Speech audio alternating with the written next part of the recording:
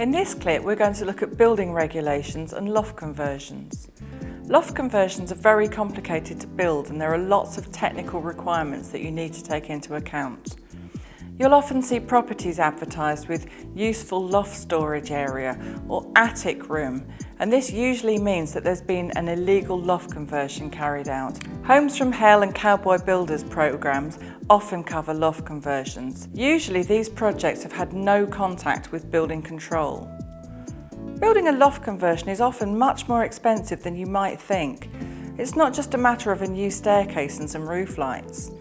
Ask yourself if you can afford to lose all your storage space. Once you've decided to go ahead and you've established that you don't need planning permission, you'll probably need some professional design help anyway. There are lots of very important issues to consider, and many are life safety issues. Building control are interested in the structural stability of the property. They're interested in the fire protection for the property, particularly the means of escape in case of a fire.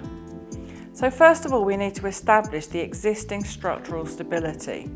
Do the load-bearing walls continue all the way down to the ground? And do they have foundations? We might need to see some trial holes to prove this. The existing beams will all need checking out, because your ceiling joists are just designed to carry your storage. Can you imagine the weight of a floor and a carpet, the partitions, a bed and a bath full of water? We have to make sure the structure can take this extra loading.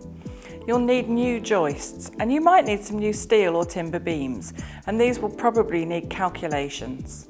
Lots of roofs have trusses or purlins which encroach into the roof space, and you can't just take them out.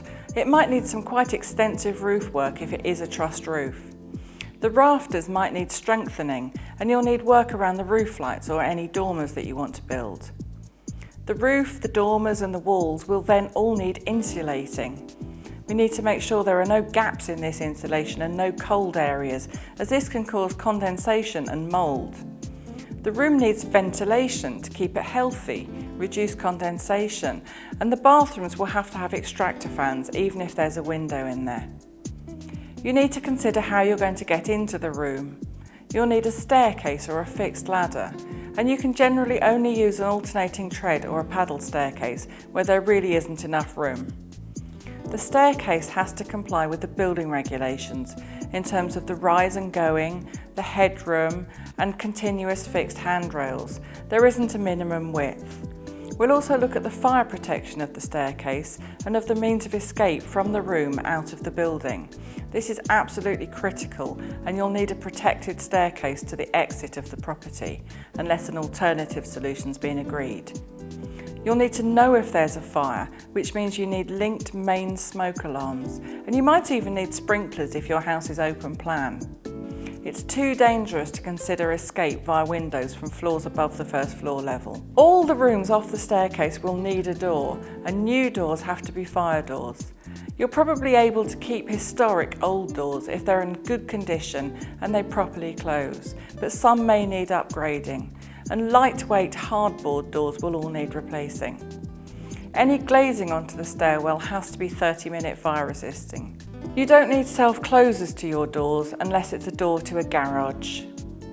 Your loft conversion might need sound insulation. This is required between habitable rooms and also between terraced or semi-detached houses. Building control might also ask for sound insulation between the converted loft and the neighbour's loft to be improved. They may also ask for a test to be carried out. The existing party wall will need to be upgraded to provide sound insulation between the properties. It's always best to use a full plans application for a loft conversion. Would your builder definitely know all of these rules and requirements? A full plans application means everything's listed on the plan. If you choose a building notice, you'll still be asked for calculations and possibly layout plans for us to check the means of escape. It's very important to make sure that you request inspections of your loft conversion as work progresses. We'll need to check out the existing foundations, which we'll usually do at commencement. The structural elements and the floor and the walls and the stairs will need to be inspected. The roof will need inspecting, including the carcass of any dormers, any trimming around roof lights and around the new staircase enclosure. We'll check out the insulation, the sound and the thermal insulation. And finally, we'll inspect the work when it's complete.